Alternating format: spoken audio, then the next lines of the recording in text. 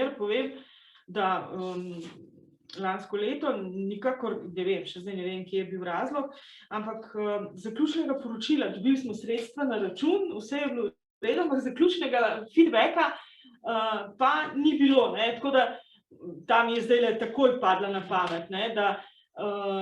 smo potem s sodelovanjem v pomoči Centra Ustvarjalna Evropa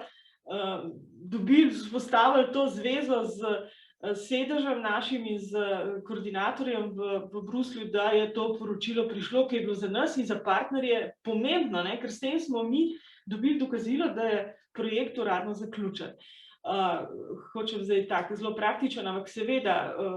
Center Ustvarjalna Evropa je vedno tista točka, kjer dobimo informacije, podatke, vse tisto, kar nas ali pri pripravi projekta, ali pa se tudi včasih med projektom, ki je kaj zaplete, oziroma je treba, predvsem pri teh, ki sem prej omenjala, ne, ta prelociranje sredstev, ne, pa ne veš, ne, ali posebej na začetku ne veš, a delaš prav, a se to sme, a se ne sme. Tako da, ja, je to zahvala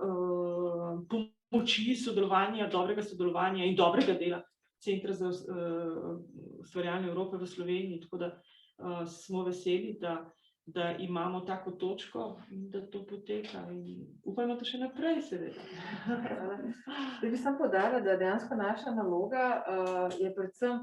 informiranje in pomoč v tisti prvi fazi pri prijavah. Smo pa seveda vedno, zato ko smo nacionalna kontaktna točka, mogoče bliže vam in lahko nas včasih opozorite tudi na težave med izvajanjem, so pa vsi odgovori, ki vam jih damo mi, morate recimo, vi dobite project officerja, ko ste uspešni v Bruslu in njihovi odgovori so merodajni, ne, torej veljajo, ne. Mi smo zgolj kot neka vez, pomoč. Ja, hočem reči, samo ta komunikacija ni potekala nekako, ne. Oni so rekli, dobili ste poročilo, mi poročila nismo dobili, no, in potem ste bili vi na sedežu ja, tako kot ste rekli, ne, ta vezni mehanizem, da smo vzpostavili to komunikacijo, drugače pa ja, mislim, da se vedno dobimo, preden se mi lotimo projekta, se dobimo z Matejo, kaj ne, da in predebatiramo, gre to v pravo smer, je to prava ideja, je skladno z projektnimi razpisi, tako da ja, zelo dragocene. Saj to so lahko male, ne, saj itak moramo sami, ampak to so neki taki mali kazalniki, ki te opozorijo na kaj si pozabil ali pa na kaj moraš biti še bolj pazljiv, ne, tako da dragocena